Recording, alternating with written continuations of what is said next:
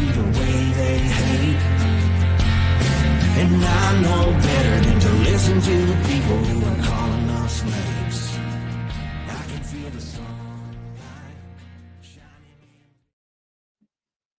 Well, good morning and welcome to episode 850 of the Lots Project Morning Show, where the coffee's strong, the opinions are stronger, and everything's always filter free. I'm Brian, your host, and it's August 11th, 2025. This morning I'm enjoying a fresh cup of light Costa Rican from foodforestfarms.com because life's too short for shitty coffee.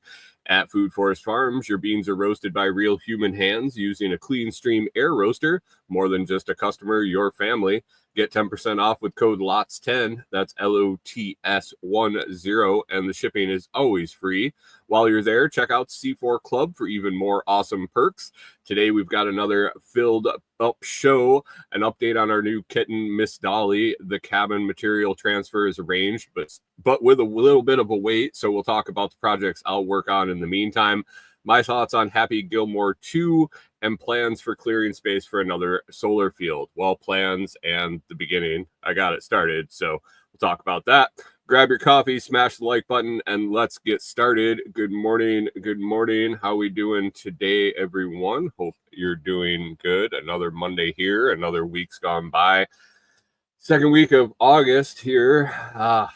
Time's flying, especially when you got stuff to do like build a cabin and all we're doing is waiting. So talk about that in a little bit. Good morning, Digger. How did I get here? I don't know how you got here, man. I assume you clicked a link or you opened the app and the show just happened to be showing there. Good morning, Mike's Homestead. How's it going? Thanks for stopping in, Canadian Farmstead. Good morning to you. I guess we didn't hit that all-time high last night. Bitcoin took a little pop last night. Let's check in with that. Let's check into the Bitcoin price. We got 121,185, $121,185 per Bitcoin. Last night it popped up over 122 on its way to a new all-time high and then dipped back down under into that 121 range. Hung out most of the week there in the mid-teens, low teens. 100 in teens, 113, 114, up to 117, 118 towards the end of the week, and now we're popped into the low 20s. So we'll see what happens. See what happens this week. It could be good. It could be good for sure, or you never know. Maybe it'll go to zero. Pip, good morning. Thanks for popping in. How you been doing? I haven't seen you in a while. Hope everything is going well with you. So, got a cat. We'll talk about the cat and the ninja moves that Corey used. I guess to solidify the cat's place in the camper. Hello, how are you? Arnava sucks at life. Arnav sucks at life. Good morning. How are you doing? Hope everything's going well. Happy Gilmore 2. Yeah, we'll be talking about Happy Gilmore 2 in a little bit here. So we'll talk about the cat. We'll talk about the cabin material transfer, which is the thing that's first and foremost on my mind. But we'll hit up the kitty chat first. So if you listened last week, where were we at on Monday morning? I had just built a new outside cat house for the little kitten that showed up outside the camper that Corey fell in love with instantly.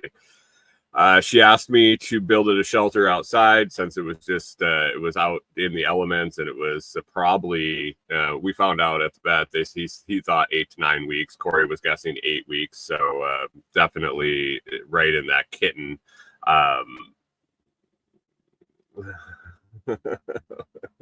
Right in that kitten age range. Good morning, Rewilder Life. Thanks for stopping in. Kitten's name is Dolly. I guess Corey says Miss Dolly, but Dolly, we're here in Tennessee, and she decided that Dolly was an appropriate name. And I don't think it has that big of a chest, but it is what it is. So Corey asked me to build it a shelter. So last Sunday I took the morning and put together a crude little rough shelter. Canadian farm says this, we're going to need a bigger cabin. I don't know. It's a tiny cat. It's a tiny cat. But if she keeps taking in animals, maybe for sure. She has a tough time. She went grocery shopping by herself the other day, and she came home. She's like, there were free puppies in the parking lot of Walmart. And I was expecting her to go back out to get another bag of groceries and come in with a puppy. But no. Anyway, she had me build a little cat shelter. I built it. I made it all nice. I had a little patio on the front. She affectionately named it a catio. It was good size for the cat. It would have been great. We put its food and water on the catio, and it didn't use it really for the first couple days there. So that was Sunday. We had the show Monday morning. That's where we stood. Monday it stayed outside. Corey went out and spent some time with it outside. And I think it was Tuesday. She says, after work, we're going to go take it to the vet. And I knew things were going to go bad there. It sunk in that it was probably the beginning of the end at that point. And so she had to take off to work a couple minutes early. We grabbed the cat. We had to the vet. We have no cat carrier. We have no pet carrier that's small enough for a kitten. We got a 165-pound Saint Bernard, 140-pound Bernard Great Dane mix. We don't have a kitten carrier. So we used a big cardboard box, put the cat in the cardboard box with some holes poked in it. Corey's carrying that. The cat did not like being in the box we made for it. And so she pulls it out and she just holds it the whole way. Half hour, probably 40 minutes to the vet. She just holds it. It was fine. If you have a cat, you've ever had to try taking it in a car, they're usually not a huge fan. We had a couple cats way back, and one would just absolutely scream and freak out the whole time it was in the car, and the other one used to take a shit every single time it got in the car in its cat carrier, just take a shit. And so we weren't expecting the greatest luck with transferring this cat to the vet, and so she held it, and the cat did just fine. Loved it, snuggled right up to her, held her all the way. Took it to the vet and got it dewormed or whatever it's called, and first round of shots. And I get to find out that we get to take it back for more shots in a few weeks. And that said, it looked healthy. It was skinny, but it was healthy, and that was good to hear. It was probably skinny because it was a stray and it hadn't been eating a whole lot. It eats plenty now, for sure. But we come back and I said, well, do you want to stop and get a cat carrier now that we have to bring it back in a couple weeks? And she's like, yeah, let's run over to Walmart. I'll run in. I'll get a cat carrier. She's like, I'll get a litter box for it. And the lights should have gone off in my head right there. She told me she was getting a litter box, so it used the litter box outside because it was sleeping on top of our scrap wood pile, or not our scrap wood, our wood pile for building stuff when we're building tables and things, which we've kind of put on hold until we have an actual place to do it. It just got too much of a circus, like taking the tools in and out all the time. But so we have all our materials on a table with a tarp over it, and the cat just like to sit on the tarp and sleep there. Well, it shit on the tarp too. And so Corey tells me that she's getting a litter box so that it'll use it outside. And I was just kind of like, she's like, I looked it up, and the cats will use the litter box outside. I'm like, oh, okay, cool. Well, that's good. So she's gonna run into Walmart, get the stuff for the cat, and so I'm holding the cat. The Canadian Farm says outdoor litter box. How gullible are you? I mean, maybe. And so she goes and she's running into Walmart, and I take the cat. I hold the cat. And the cat just like cuddles up on my chest, starts licking my thumb. The whole time she's in Walmart, just sits there, perfectly content to just be held and hang out and lick my thumb the whole time with its little razor tongue. And so she comes back out and she's like, "Oh, you guys are so cute." Da, da, da, da. And I'm like, "All right, well, it's time to go home. Here, take your cat." And so I give her the cat, and we come back, and I sit down. We take the dogs out or whatever we had to do. Rewild their life is says I stand with Corey. She had intentions to keep it outside, but fell in love. So just like me, she took me in as a stray too. Um, so we get home, and I'm sitting there, and I hear her just shuffling around in the back room, banging around and doing shit in her room there. And she comes out, and I was like, "What are you doing?" She's like, "Well, I'm making it a cage underneath my desk." Like, I just had these totes underneath my half of my desk, and she's like, I'm gonna make it a place to stay under there. And I'm like, "Wait, whoa, wait, it's inside with dogs, with our dogs that are obsessively barking and trying to kill cats when we're outside and we see any sort of animal outside. The dogs absolutely lose their shit. And so you're gonna bring this cat into the camper?" Like, "Well, yeah, I'm gonna just make it its own little safe spot underneath the desk and see if the dogs get used to it." And I just let her do her thing. I had gotten a sample of a portable dog fence that really wasn't up to standards. I review a lot of products, and sometimes the product will show up, and I'll notice something with it that I really just can't justify recommending it for the price it was. And this portable outside dog fence, was one because it rusted before I could even get a video done for it. But she took some panels for that. She made it a nice little enclosure underneath her desk, made it nice and secure, and put the litter box under there. And I was like, "It's all you. The litter box is all you." Those cats I told you earlier that we had, once one of those was gone, the last one of those was gone. I said, "No more cats." I'm not gonna do the litter box. I'm not gonna do I'm partially allergic depending on the cat and the dander. I have some allergies towards cats. I'm just like, I'm done. Like, I'm done with cats. The one that Corey got was like, had when we met.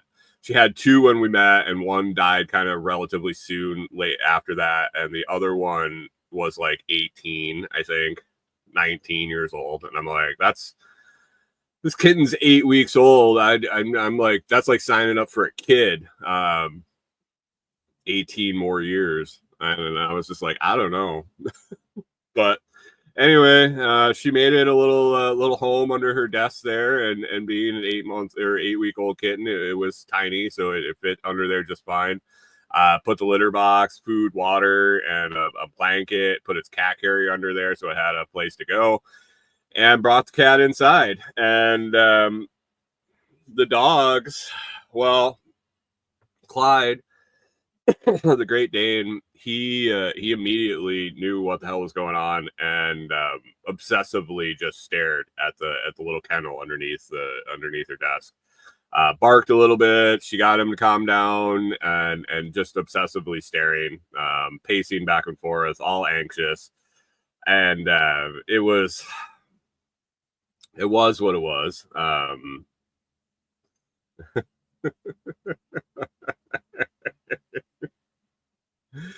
And Norman, the Bernardo, he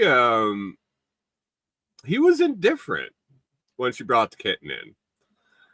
Didn't really do much, didn't really bother him, just kind of went about his business and everything. And we weren't sure if he didn't care or he didn't even know. it was there. So eventually, it was almost 2 days later, he realized that there was a cat in the house, and now he's obsessed too.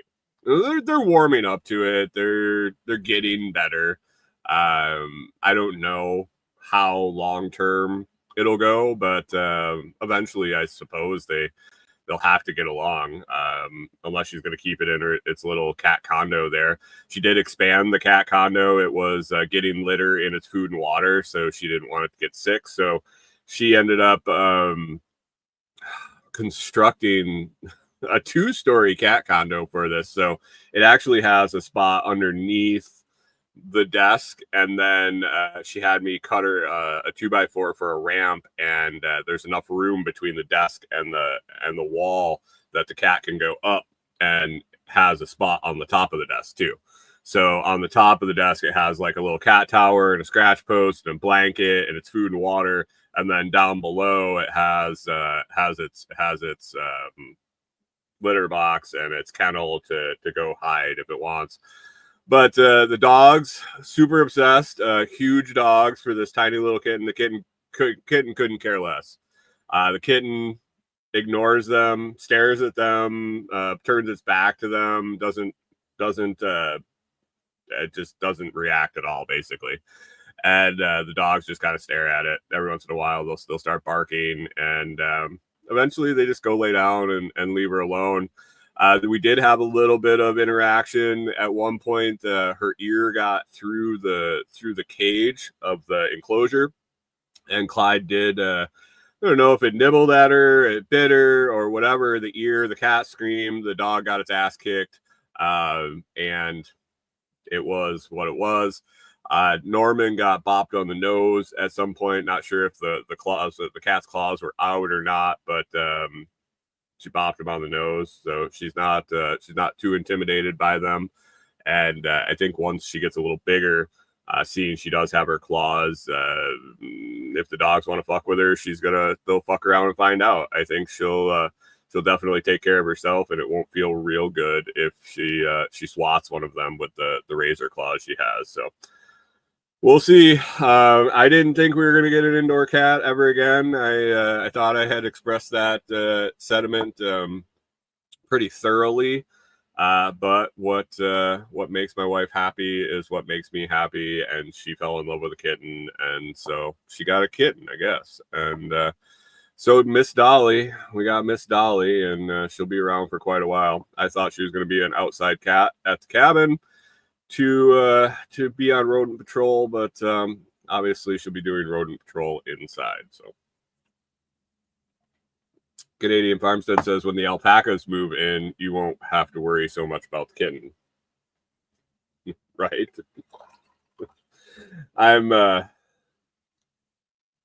Yeah, we'll see. Wilder Life, reassuring as always, says my aunt had a cat that was 21, and ours are 14 and 15. Right? I know. And this tiny little thing, she looks pretty healthy. And the one cat that we had that didn't make it all that long, I think he must have been 6-7 years old. Corey, how old was Dexter? Well, he made it to 9. He ended up with that kidney crystal things. And didn't make it much past that, but I think Nana, she ended up being 18, something like that. Who the hell knows? She was old. We couldn't get rid of her. She was a mean cat. Pip says I could see the cat riding the stray cows. I have a feeling that we're going to end up with an animal sanctuary at our place, and at some point I'm gonna have to break my wife's heart and tell her you're cut off, but it'll take a while. With Bitcoin jumping up there, the price of Bitcoin at 128.48 at the moment. Sponsor of the day is Blockstream, and with their Jade and Jade Plus hardware wallets. Whether you're just getting started with Bitcoin or you've been stacking for years, securing your coins in cold storage is a must. The Jade is simple enough for beginners, but secure enough for the pros, and the new Jade Plus features a bigger screen, navigation button, and even an optional metal case. I use them myself, and I trust my Bitcoin security to these proven tools from Blockstream. You can grab one and get 10% off using my link. Link is down in the video description and the audio description, or you can use code The Lots Project over at store.blockstream.com and save yourself a little money, and I will get a little kickback on the purchase of your Jade or Jade Plus. Recommend them for sure. Check one out today. If you're stacking Bitcoin, might as well put it in cold storage and hold on to it for the long term, and keep it safe from getting wiped off one of those software wallets or the such. And if you're not going to use the Blockstream Jade or Jade Plus, definitely use your self hardware wallet. Buy it from a trusted source and secure your Bitcoin. I'd hate for you to lose it with everything and the up and on the way up. So let's see. Rewildler Life, excuse me, says never getting another indoor cat, the puke, and the litter box. Thanks. I forgot about the puke. This one isn't puking yet, so I forgot about the puke. Thanks for reminding me. However, our mouse issue went away at the old house. They do take care of that, and that I was excited. I was hoping that possibly the cat would be in the crawl space, like underneath the cabin. So we'll see. Pip says lots petting zoo, and Rewildler Life is seconding that for Airbnb folks. Yeah, maybe we'll fire up the all Tim's cabins for Airbnbs and hip camps and have a petting zoo, but then I'll have to build all outdoor structures because I'm not going to walk through our place for to pet the pets. So we'll see. Speaking of cabin, got some news. Not really any progress. Well, I guess it is progress. Making schedule, making plans.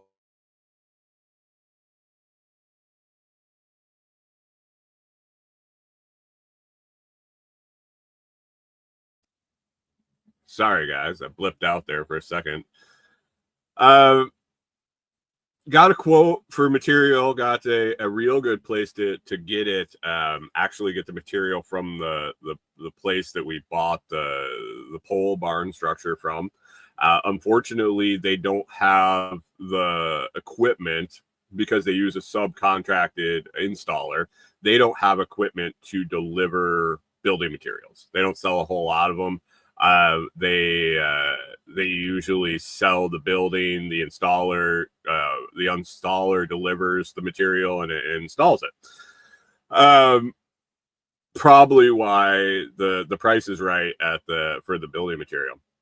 But so I got the quote. I want to use them, and so I called I sent a couple messages to the installer and said, hey, I know you're super busy, but would you be interested in coordinating with them and meeting them out at the place and unloading a load of lumber? And we're talking like 100 2x12 by 12s and like 30 sheets of 3/4 inch subfloor.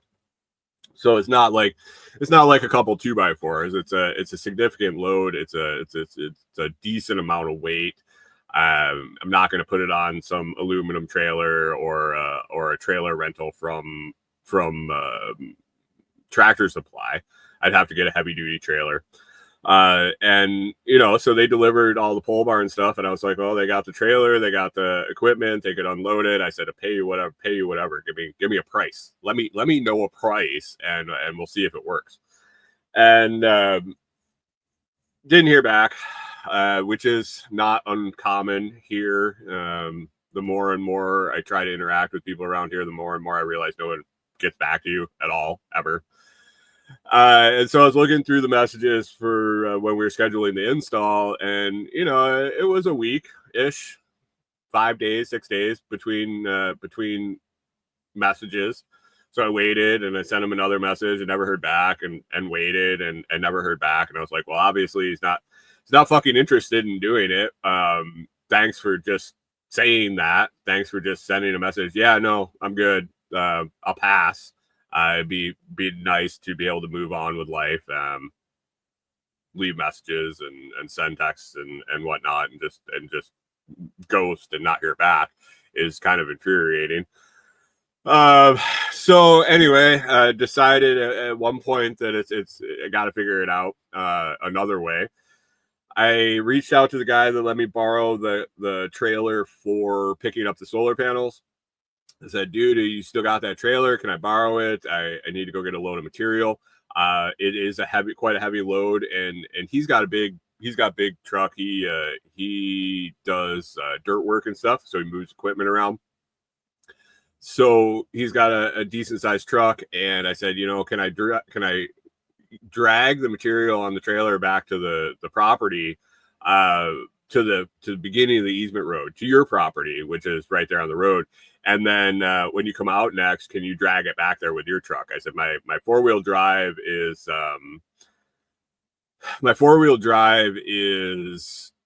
kind of wonky and the road's kind of rough, and I don't want to get stuck on the road and not be able to go forward and have to try to back out the road. If you've been in and out of the easement road, you'll know what I'm talking about. It would be really inconvenient to get stuck on that road and not be able to go forward, or really I wouldn't be able to back out either. So it'd be it'd be a rough go of it if I got stuck on one of the hills. And so I'd rather not do that. The installer, when he brought his stuff back there, popped it in four-wheel drive and was able to do fine. I just don't trust my four-wheel drive. It hasn't really worked right since we got the truck. So I just asked him if he'd do it. He said, no, I actually sold the trailer. Long story short there. And I'm like, oh shit, well, that's not good.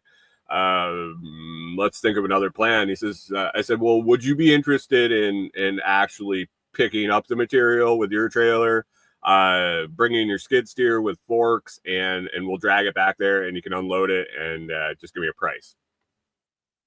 And he's like, yeah, that's fine, except it's going to be a couple of weeks before I can break free and head out that way. He lives about 2 hours away, and his schedule is packed, so it's going to be 2-ish weeks. He'll get me on the schedule, and I'll get the material ordered, and we'll pick it up, and he'll drag it back there and unload it up to the site with his skid steer. So that's a plus. That's on the books, kind of. It's at least on his radar, and we'll get on the schedule and get that stuff delivered. That'll be the whole next phase of construction. That'll be floor joists, flooring. The whole floor will be put in with that. A big old beam running down the center.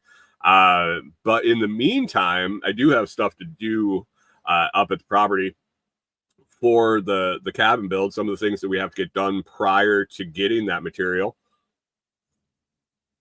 is I need to install.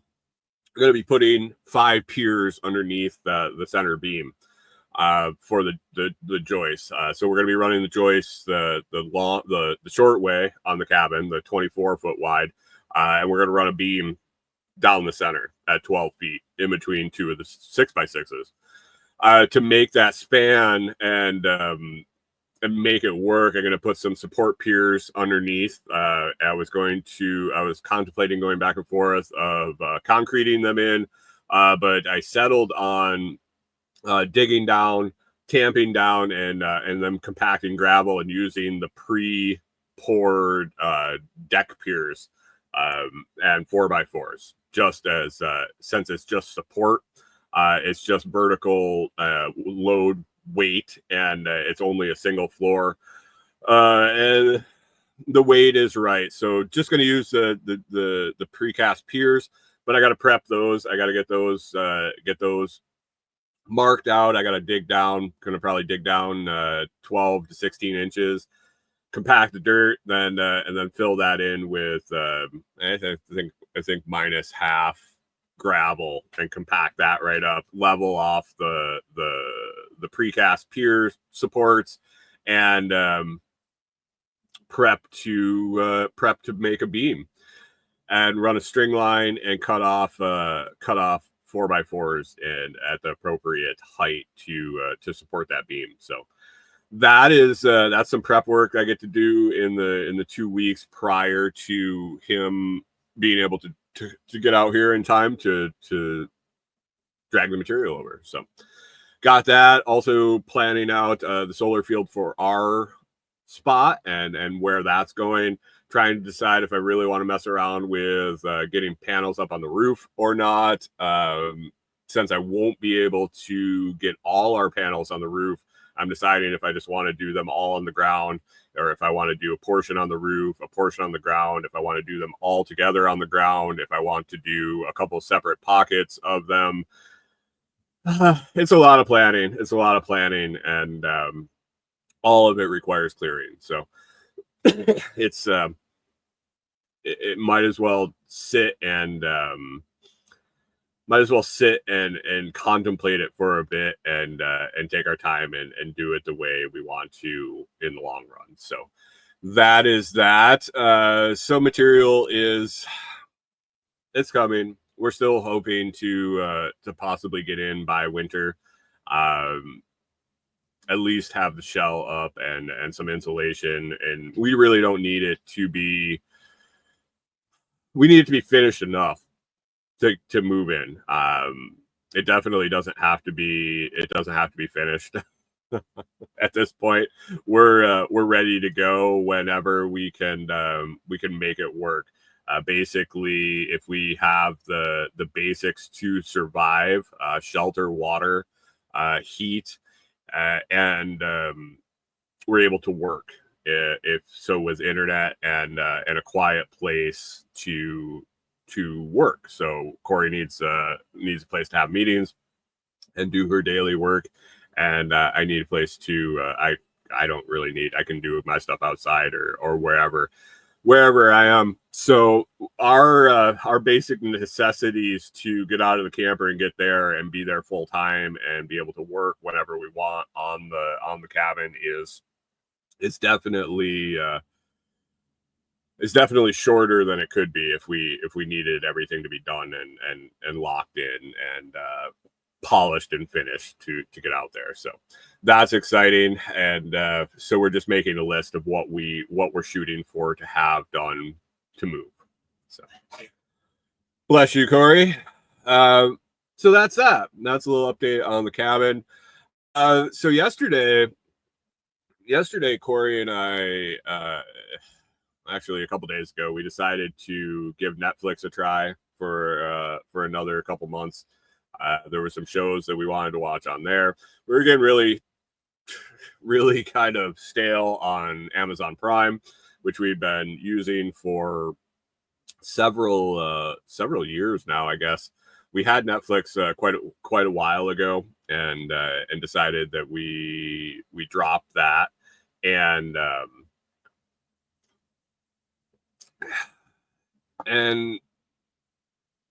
we have this time in the evening. Rewilder Life says, man, it's so much easier now that we're here. I can sympathize so much. Well, and that's the thing. We'll probably have Netflix until we move out there. We have this time that there isn't quite enough time to go, and we're half an hour away from our build site. And there isn't quite enough time to go and start work and then come home. And so we have these periods where, we just want to relax and do nothing. And so we chill out and we watch TV shows or a movie or something like that. And we got kind of stale on Prime. and there were some shows that we wanted to watch on Netflix. And basically, Breaking Bad was on live AMC or something on Amazon. We're like, we would really go for watching Breaking Bad again. That was I really enjoyed that series. We've watched it a couple times. I could watch it again. And so we looked into Netflix and looked at the price, and we're like, well, we can swing that at least for a couple months for sure. We could swing that until we get out there, and we really don't we won't be watching a whole lot of TV once we're there. I think we'll have plenty to do. And so we signed up for it and we started looking around, poking around, seeing the things we wanted to watch. And there was quite a bit of stuff that we had forgot about that we enjoyed watching on Netflix that was only available on Netflix. And so we started building a list, and we saw Happy Gilmore too. And we're like, oh yeah, that was released on Netflix. And really, I had heard mixed reviews on it since it came out. I'd heard people really liked it. I had heard people thought it was absolutely horrible. And Corey yesterday morning, she's like, when we have lunch, do you want to watch a movie? You want to have lunch, and we'll watch Happy Gilmore 2. And I was like, yeah, sure, why not? Sunday fun day. And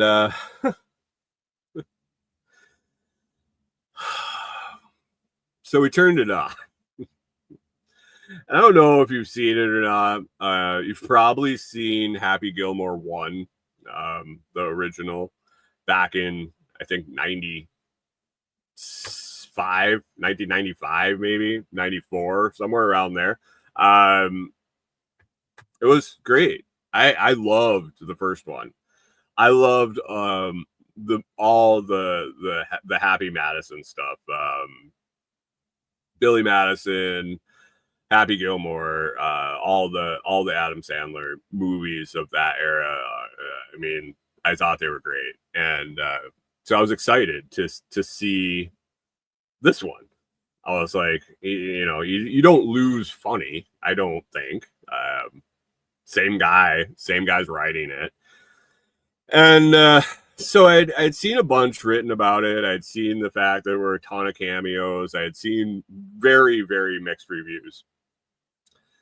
And so we started it, and I'm watching it, and man, it's like a 2-hour movie, and about 45 minutes in, I just kind of look over at Corey, and she looks at me, and she goes, when is it going to get funny? It was like, I'm thinking the same thing. Not a fan. I was definitely not a fan of the movie. I struggled to find stuff that I found funny, really, I guess. I think compared to the first one, it was an absolute disaster. I think that the storyline left a lot to be desired. I thought there was many more ways they could have gone about reprising the main theme of the first one. The constant throwbacks to the first one. I mean, if you haven't seen Happy Gilmore in the last 30 years, I don't think you're going to be watching Happy Gilmore 2. So the incessant throwbacks to the first one, having to remind you of the funny parts. Man, it was rough. It was rough. Corey and I, just both of us, and I didn't know if my taste in comedy had just changed, but I don't think so. I instantly thought about the first one, and all the funny parts that come up in my head, and I'm like, this just didn't compare, not even in the least. Canadian Farm says, I haven't watched it. I was thinking I would just watch the first one again. Do that. I mean, there are people that liked it. it seems like it's really down the middle, and I don't see it. I didn't enjoy it at all. I will definitely not watch it again. But I guess you gotta watch it to see if you like it. It was what it was. I did. It was rough. It was rough. And I'm sure there were plenty of people that the first one, they thought it was the dumbest movie ever made, and wasn't funny at all, especially when it came out. And I don't know. I could watch the first one again and laugh hysterically, and I could watch Billy Madison again. And actually, it wasn't too long ago that we watched that. I still find those absolutely hilarious. So I don't think it's my taste in comedy that changed. I think that they really I just did not enjoy it, I guess. Watch it yourself and see what you think, and let me know for sure what you think. Not a fan. not a fan.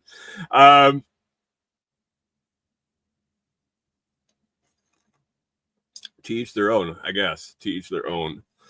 But anyway, picked up Netflix for a little bit, and that came with it. So we'll say that that didn't pay for our first month of service watching that. But interesting thing with Netflix now, there are several different plans there. You can get I think it was just like $8 a month. $8 a month with ads. $17.99 a month without ads, and you can watch on several different TVs at the same time under the same account. So if you got a family with multiple TVs and things like that, and then I think it was like $25 a month, and you could watch on more TVs. You get HD video and blah blah blah and all this stuff, and then also you can add on secondary accounts to your accounts for I think it was a couple bucks a month. So if you don't use Netflix, check it out. We'll see again. We'll have it for a couple months for sure, and it might run through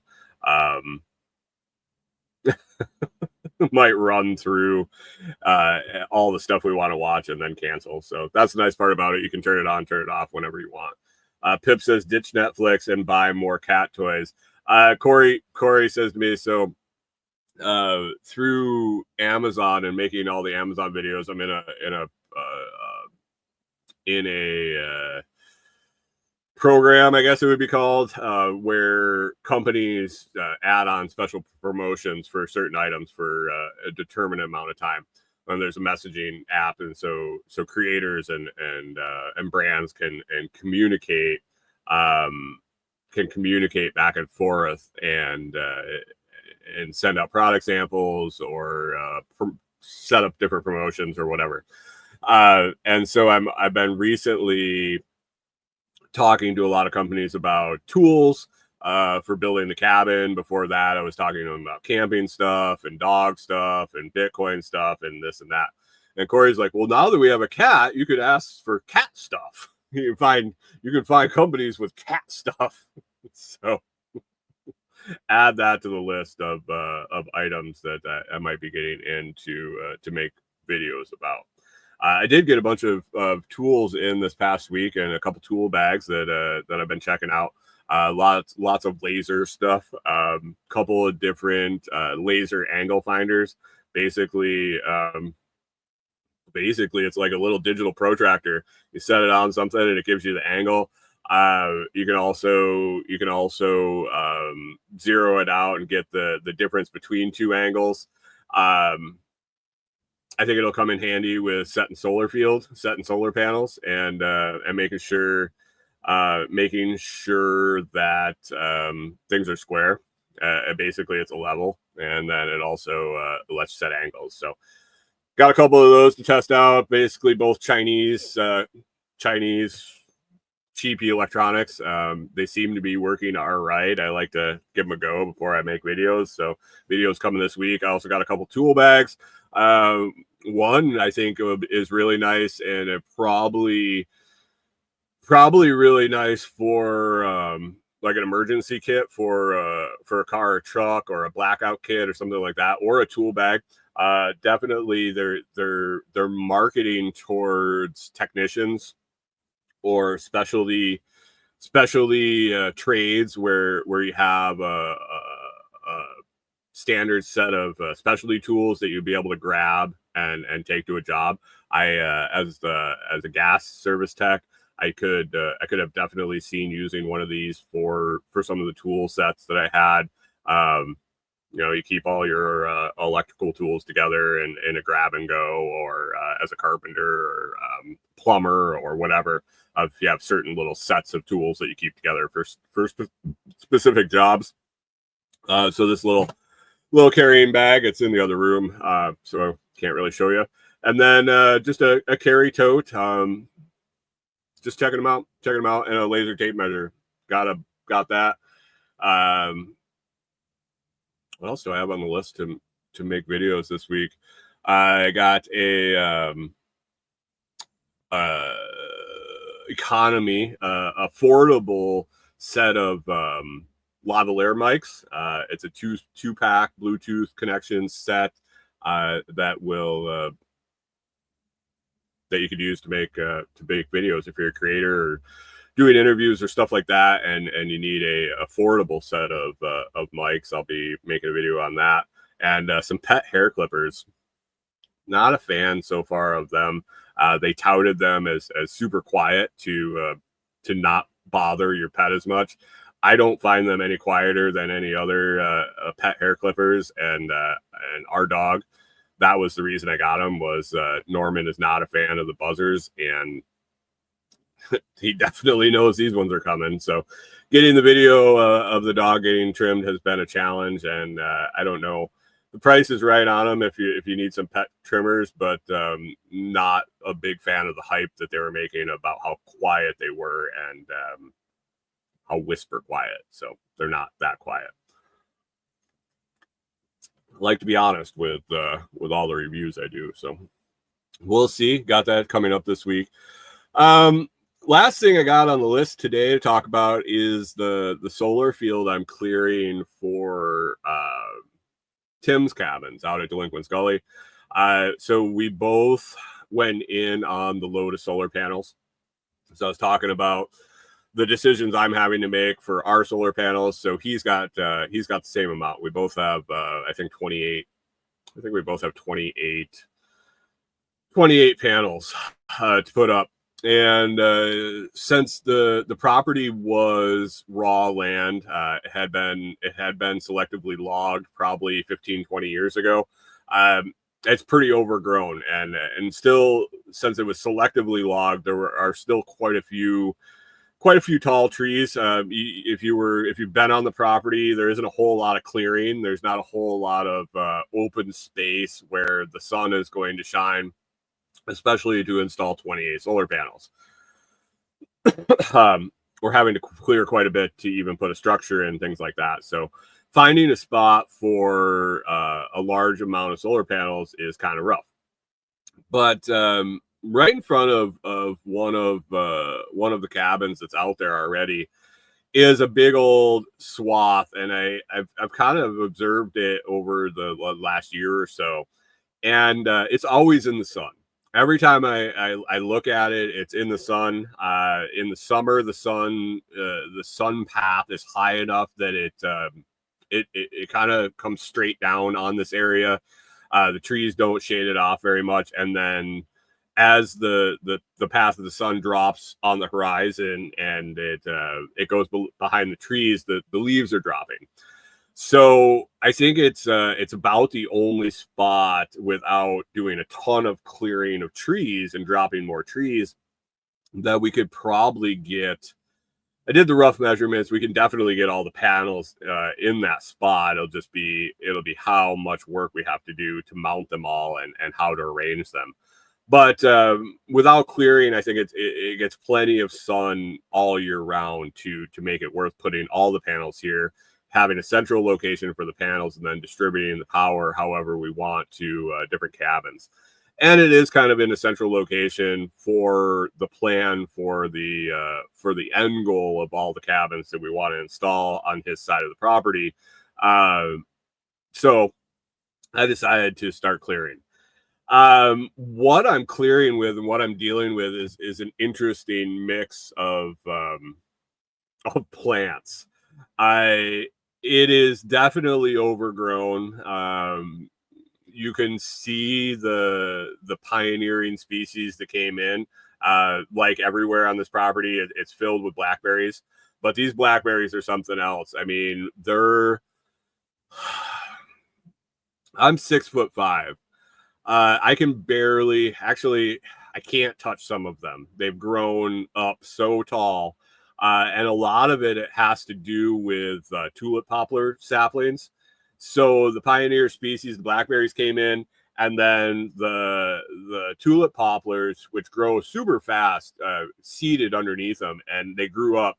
And so these tulip poplars have probably grown to about 7-8 feet tall, and the blackberries have latched on, and so they're canopied up.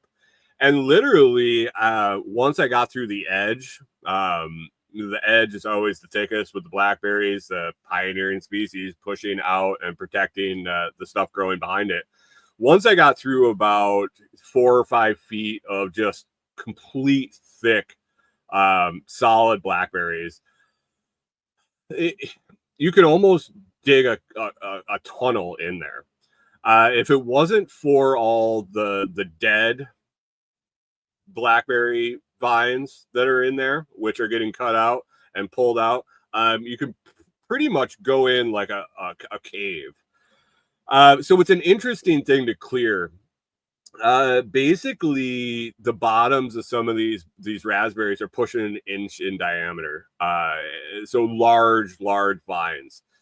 And the technique I'm using at the moment to clear them is basically I'm cutting them off the bottom and pulling them out one by one, and clearing a complete clearing the top of one complete tulip poplar out, and then chopping that off at the bottom and pulling that out.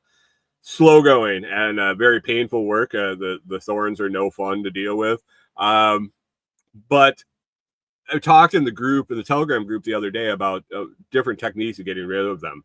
It's so tall and overgrown, and the access is so limited. So basically, I think we could get maybe a skid steer in there, four-wheeler. Unless it was an enclosed cab, I don't know if you could drive into it forward. I think you would just be enveloped in the blackberry vines. So we talked about goats. Little research into the goats, and it looks like the goats will eat all the green off the vines, but then they leave the thorny vines dead there, and that's what I'm already dealing with. So I think the goats are more of a maintenance item, and ironically, I met a gentleman that lives right down the road that has a bunch of goats. So once we get it cleared and down, it might be a seasonal thing to have them run through there and eat everything off.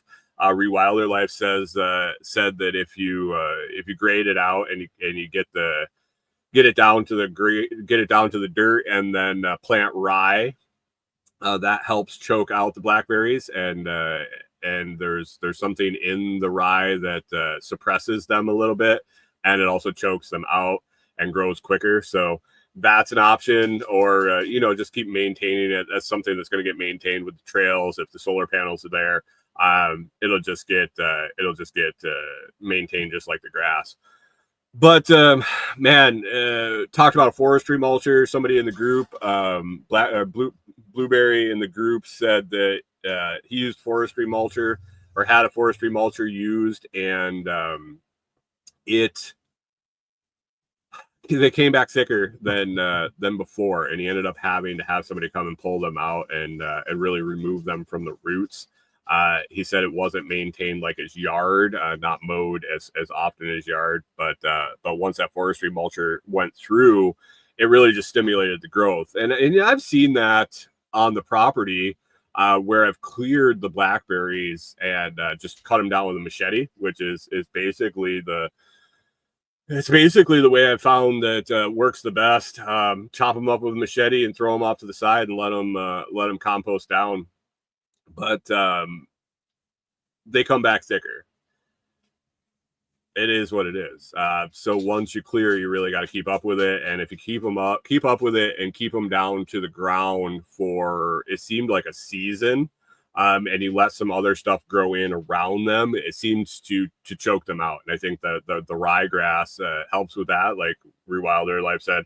And I think it just, if you keep them knocked down, they just never get enough energy into the rhizome to keep producing. So eventually they just wither out and die. So that's the plan there. I got maybe a quarter of it done last week of what I have to do completely. So it'll be an ongoing project. It's definitely slow going. It went a little faster once I got through the edge, but it's like a triangle shaped area. So I have 3 sides, have 3 edges to get through. The center seems a little bit easier.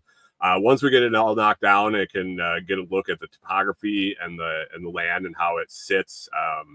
Might end up getting a skid steer in there and leveling it out, which will help bury the blackberries, and maybe we'll overseed it like Rachel suggested with some rye. But then put a solar field in there.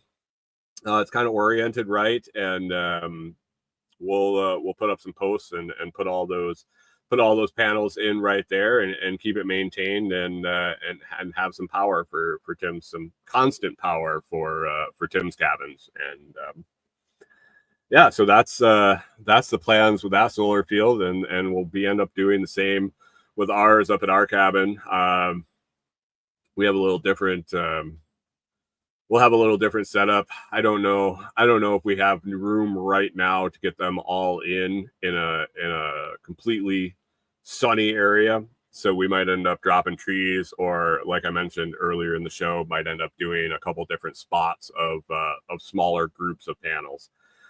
With the panels we have, I think I want to do groups of 7. So we'll have 4 groups of 7, and whether they're all together, 14 of them together, 21 of them together, I don't know. We'll find that out once I start laying out some stakes and string and seeing the actual size. But as far as Tim's go, I think right at the moment we're going to put them all together in that one spot. So that's what I got. That's what I got for today. So plugging along, getting those piers set and getting ready for delivery of the floor joists and whatnot there. That's on the docket for our cabin, and getting a spot cleared for our solar field, getting Tim's solar field cleared and prepped for install. Probably when he's down here with family and we have some more hands on deck there, would probably be a ideal situation for putting that in. Gave an update on Happy Gilmore too, and the disappointment that we had watching that, and how I was not very happy with the reprisal of Happy Gilmore 30 years later. Was not up to par in my opinion. See what I did there? Par. Happy Gilmore. And Miss Dolly, our newest member of our family, got moved into the cabin. Sneakily moved into the cabin. Corey just went kind of rogue, and it was what it was. And she's in here now, and it is what it is, and can't change that. Corey's happy, and she has a new friend, so it is what it is. It is what it is. Guys, I hope you have an awesome week. I hope you get everything done that's on your schedule. You're nice and productive. If you want to catch up with us and hang out during the week in between shows, you can find us on our Telegram group over at t.me/LotsChat. That's t.me/LotsChat. Or you can find a new Bitcoin podcast I'm doing. It releases daily, Bitcoin 30 Seconds. It releases every morning, 4 a.m. Eastern, just a 30-second clip about Bitcoin. Everything's set and ready to go all the way through the end of August. So check that out. Bitcoin 30 second, or you can find seconds, Bitcoin 30 seconds, or you can find the website at bitcoin30seconds.com. Search Bitcoin 30 seconds in any of your podcast players and pull it up. 11th episode released this morning. You can check it out. Definitely share it with somebody that is getting started in Bitcoin, needs to learn a little bit, and might need some help. Anyway, hope you have an awesome week, and we will catch up to you next Monday.